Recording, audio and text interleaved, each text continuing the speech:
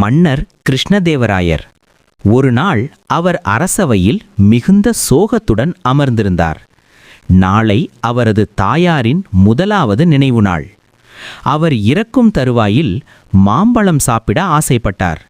ஆனால் மாம்பழம் கொண்டு வருவதற்குள் அவர் இறந்துவிட்டார். அதனால் அவரது ஆத்மா சாந்தி அடையவில்லையோ என்ற கவலை மன்னரின் மனதை வாட்டியது. இதற்கு தீர்வு காண மன்னர் அரண்மனை புரோகிதர்களை அழைத்தார்.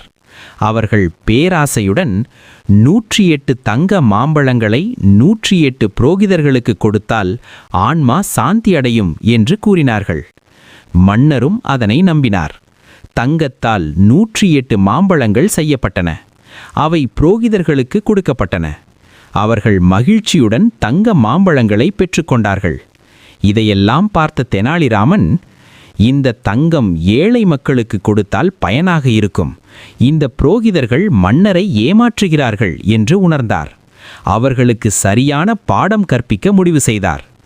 அடுத்ததாக தெனாலிராமன் புரோகிதர்களை தனது வீட்டிற்கு அழைத்தார். அவர்களை இன்முகத்துடன் வரவேற்றார். அவர்கள் அமர்ந்ததும் கதவுகளை பூட்டினார். பின்னர்